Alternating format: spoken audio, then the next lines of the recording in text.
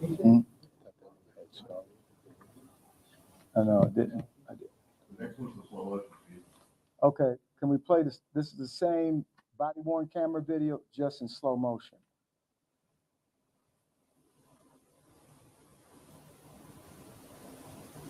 Slow motion. Stop right there. So at this point, this is where he reached out and pulled the blue steel semi-automatic pistol out of his pocket. Okay, continue.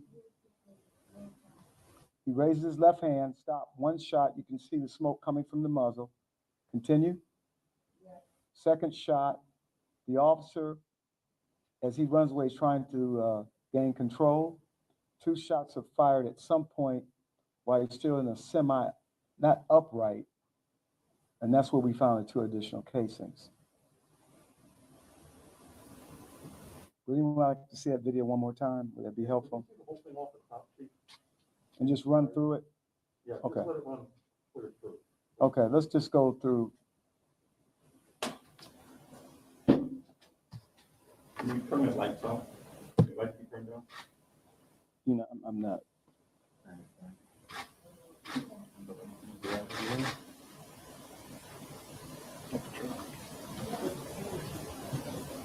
So at this point, as he's going down, he is still actively firing his weapon. And this is when the additional officers engaged him. But I just want to make note, as you can see in the video, that the officer who was initially fired upon showed tremendous courage in pursuing an armed suspect who clearly fired two shots in his direction. And it's simply a miracle that he wasn't struck in the head. We don't know how close, because he was aiming the pistol. As you can see, once he raised his arm, could you just stop the bill right there? And you can see the officer 2 to 3 feet away, aimed directly at his head, but a miracle, he wasn't struck by gunfire.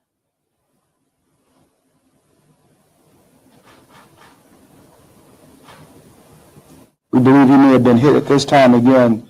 A total of 4 shots were fired by officers. A total of 4 shots fired by the suspect.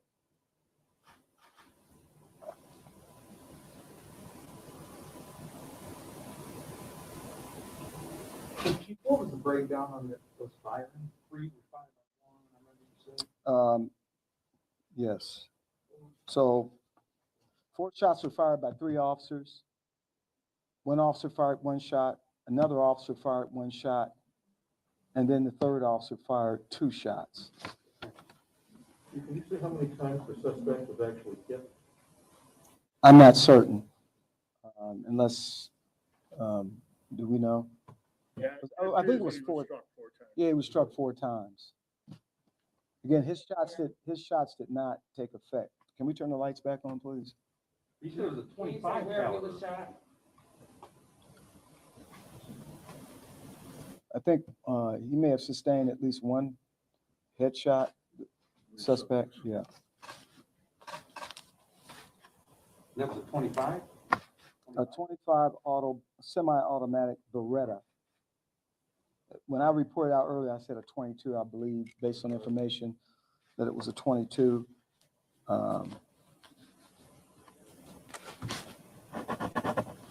Anything to say, Chief, about, you said earlier that people are putting out false information that you think is leading to, Well, it was clear during the early phases of this investigation, once protesters got on scene, there was significant agitation. Then suddenly there were other individuals that were converging on the location who were equally angry.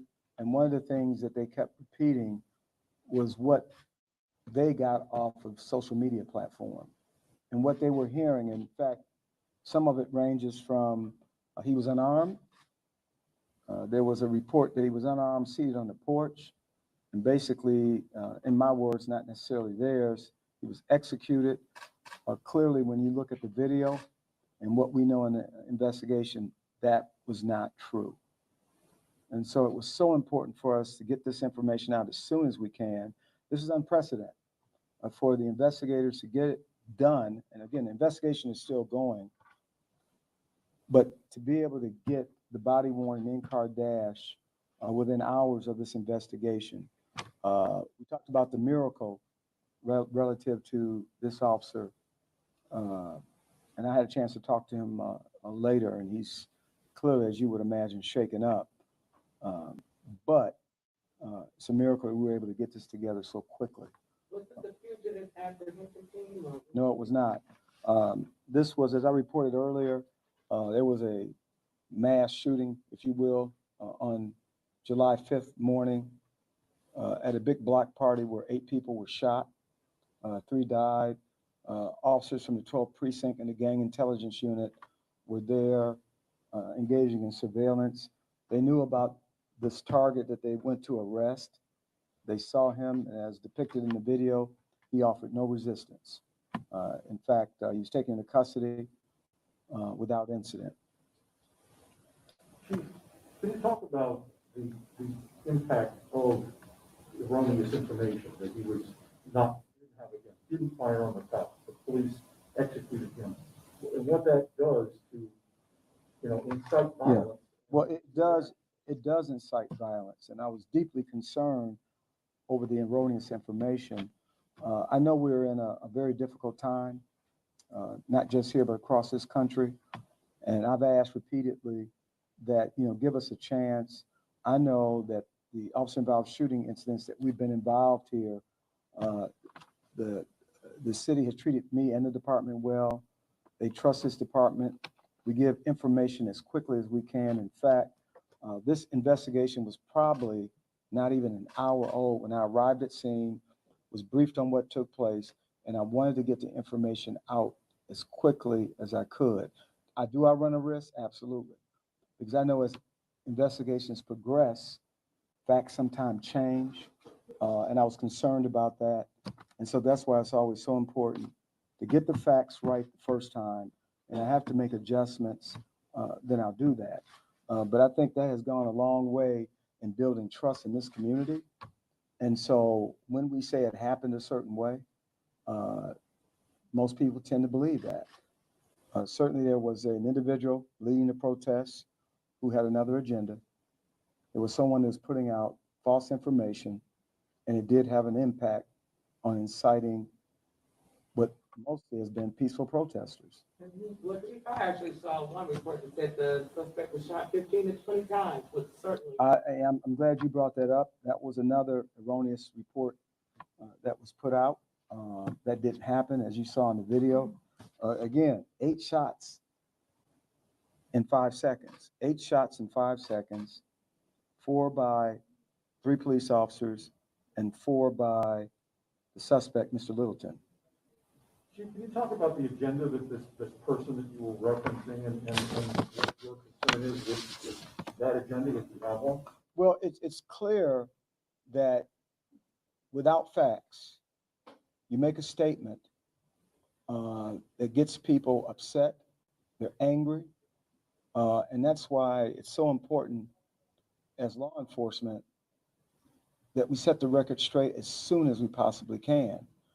But we need to do a proper and thorough investigation. And it's not always as simple. Thank God for body-worn cameras and dash cams, because then it's me telling the story based on the investigation, and so it's difficult. I mean, I looked at one early video, and this is when I got concerned, where someone was narrating on Facebook Live and was literally saying, we ought to go out and kill some cops because they just killed this man and he was unarmed, something to that effect. So he was really trying to incite. Now, I will tell you, there were some at the protest scene that talked to a couple of the command staff that was there, and it was during that time that some said, well, that's what you said and that's how it happened. I'm leaving this. So that was very encouraging. I am told, I had not had a conversation with the family, but I know that a command officer did have a conversation, explained to the family or a member of the family what had transpired. And the family, of course, was saddened by the shooting, but certainly respected the fact that someone told them what happened, and they weren't part of the inciting. Clearly, and then you have folks who I've said before, many of them come from outside the city of Detroit, and people in the city of Detroit are tired. You know, we're the police department for the people who live and work here, and they respect the job that we're doing. And when we make a mistake, they understand one thing: we own it, we're transparent about it, and we do what we need to do so that there's not a reoccurrence. Anytime an officer has to use deadly force, it's very serious. We know it, and the officers know it. Given that you're releasing this video, do you still fear that there will be agitators who will refute this and say that this is Detroit's George Floyd and try to put I don't think so. I won't even buy that. I really believe that, you know, most Detroiters, and certainly if this department, you know, did something wrong, I think they have enough trust in this chief, this executive team, that we're going to do a thorough, unbiased investigation. We run a risk when we put information out like this early. But, you know, it's the city we have to manage. And so we understand that putting out information sooner than later is proper. You know, if you think about what happened in Chicago with the tragic shooting of Jaquan McDonald, it took a year. I mean, how do you build trust? And the mayor supports this. You know, we're in constant communication. He understands. And so he understands the necessity to get this information out and get it out timely. Some of my staff will tell you if I could have gotten it out an hour ago, 2 hours ago even, but I wanted to make sure that what we put out was something that your viewers, your listeners could grasp, and not just rely on me standing there talking. But again, within an hour in investigation, I essentially said what happened, and the video shows that. Did Yes. the mayor give you any advice? The mayor, did he give you any advice? We talk all the time. So I mean, in terms of this incident tonight. we talk, we converse, we bounce things off each other. The mayor trusts me to make decisions. And if I make a bad decision, it's my decision. But the mayor trusts the decision making. So he was fully watching things that they pressed. Oh, we've been talking. I've called the president of the police commission within that first hour to advise Mr. Bell of the events. He appreciated it. I said it's very early in the investigation. And just like when I briefed the mayor, this is what I know now. We know these things evolve and things change. And while you see the video, we may get additional information in the next 24 hours. I mean, the video's not going to change. But there may be some facts that we. Would you mind just showing it? Yeah, we'll do it one more time and I'll shut it down from there. And just let it go in real time. Okay, so that we'll let, folks who are calling remember there are can- 3 video clips and I will shut it down after that. Yeah, please play it off the top. Were either of these individuals the ones Can you let them look at the video, please, just so they can. Do that at the end. Can you turn the lights down, please, so we can get a better shot of this? Can you start it from the beginning? Is everybody ready?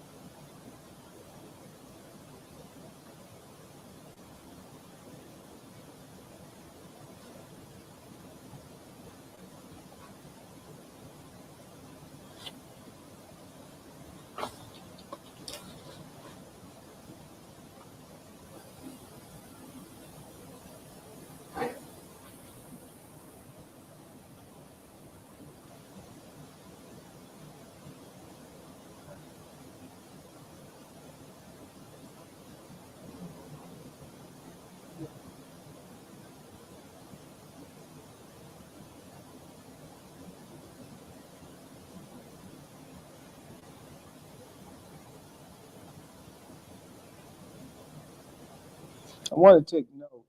At some point, you see what appears to be the officer kicking something that was the suspect's gun.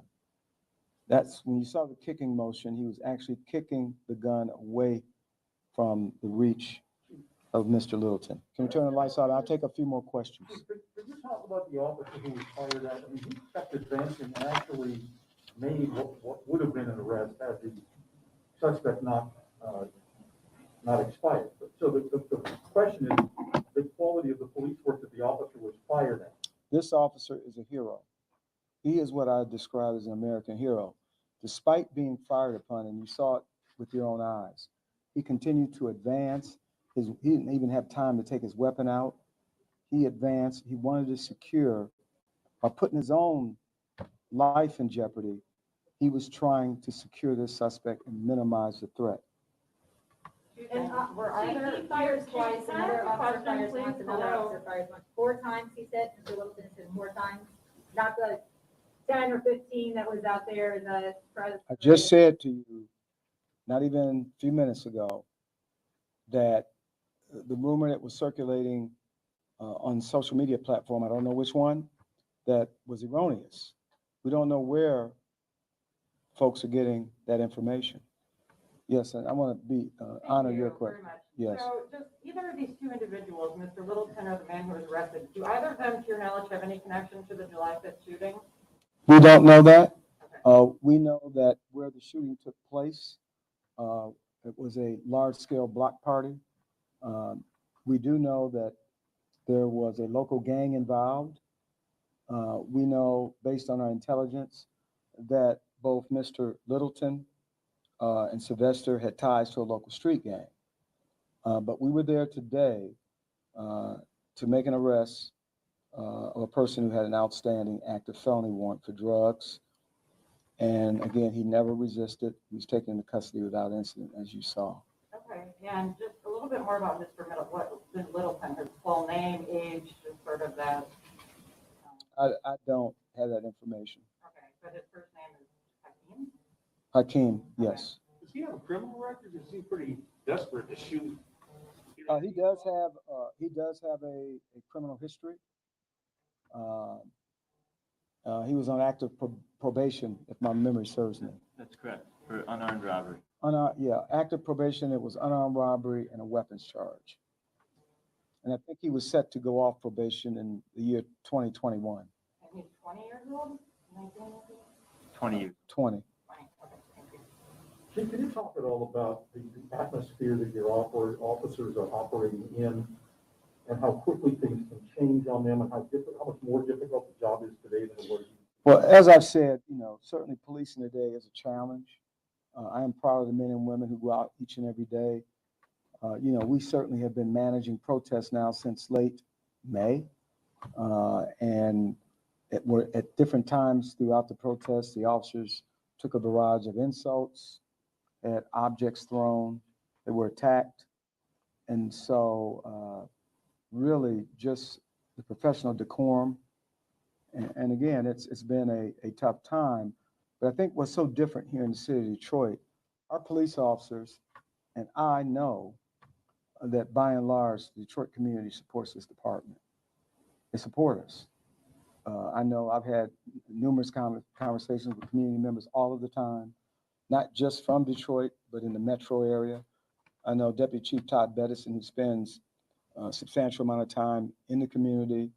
We talked about our local activists who have supported us. I met with a group of activists 2 days ago to talk about issues that we could work on together. It was not a hostile meeting. It was a very productive meeting, in fact. The fact that we have a drifting community here that has supported us. And so this is called relationship building. We don't start building relationships when something goes wrong. This is part of the fabric of the Detroit Police Department. Critically important. Now that young man, the gentleman who was shot, did the officers either know or suspect that he might have been armed and dangerous? They didn't know anything about, well, let me back up. When Mr. Littleton was approaching the officers got information. Apparently, he was walking in the opposite direction. He observed that his friend or associate was being detained and arrested. That is when he turns around and walks in the direction of the officers. He didn't try to flee. He walked in the direction of the officers. So he was clearly, some comments were made. He was angry, as I indicated in my initial briefing, about his friend being arrested. And without hesitation, he removed a handgun from his left pants pocket. Are you going to release this video in its entirety to the public, or provide it to us to provide it to the public? Because I think people would just like to see it. Well, we're releasing it now. This is the video we're releasing, and I want to just truly advise you that we're very early in this investigation. And so, so I just ask that you be somewhat patient, and but we'll get you whatever you need. This is about transparency, and this is how we conduct our business each and every time. And Chief, in terms of the protest itself, with the officers engaging the protesters, vice versa, how many people were arrested and any thing you There- can share about that? There were 8, last count, there were 8 arrested early on when the violence started. And again, I want to stress, we use the word engage. The violent core of the protesters present engaged the officers. They began to hurl projectiles. I indicated brick. In one instance, a cooler, rocks. I was told bottles. So there was engagement on the part of the core group that were angry and agitated. And did you give the order for the officers to use the tear gas? You know, I talked to the commander who's on scene. He made the right decision. It was a very active, violent situation. He was met with tremendous resistance. And in my judgment, based on what I know about the investigation, he did the right thing. Normally, when we talk about deployment of gas, it's usually when a group is stable and they might be hurling, but this got violent very quickly, the way it was described to me. And he had to make a decision. He's a commander, and I support his decision, unless some other facts bear out. But clearly, they were under attack. In fact, that commander sustained an injury while out trying to talk with the group. He was trying to reassure them because at some point, some of the other erroneous information that was being put out was that I was being untruthful and that this gentleman did not possess a firearm. Can you talk about the injuries sustained by the commander? It's a minor injury, at least what he explained to me, but I haven't gotten a follow-up yet. So your overall assessment, I mean, this could have really turned a little bit ugly, but it could have been a lot worse. Well, you know, it's hard to make an assessment. I mean, I don't want to, this wasn't good. We would have hoped. And again, this is why this knee-jerk reaction, snap reaction to not knowing facts is a problem. And then when the people that are projecting and putting out erroneous information is only for one cause and one cause, is to incite others. I mean, I don't know of any other reason. I'll take one more question. Chief, the people who allegedly incite, who put erroneous information out, you said he had another agenda, which leads me to believe you think it was deliberate. Is there not some penalty for that? I mean, is that not against the law? I don't want to go into if there's a penalty, but I can just tell you what other reason why a person would put out information that doesn't support what really happened. In fact, we know that there was no one there that had the information that I had. I was very close to the investigation. You know, Commander Decker, who oversees the homicide, and certainly Director Graveline, who oversees professional standards. These are folks I rely on getting accurate and timely information. And so why would someone take or speculate? As I said when I first started, it's always tragic anytime a police officer has to use deadly force.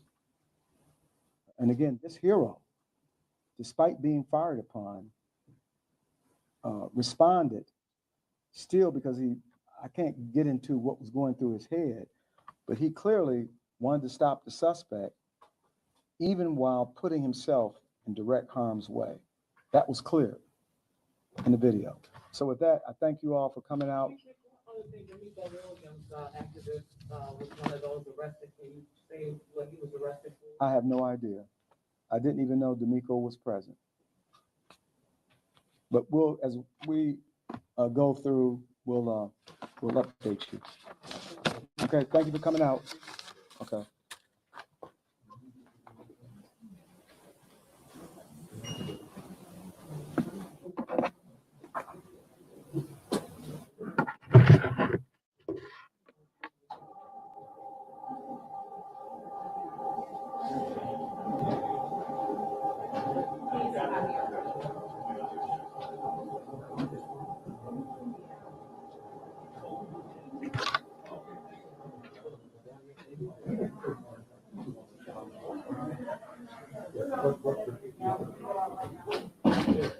Just to let you guys know, we're gonna put it out the video. Anybody who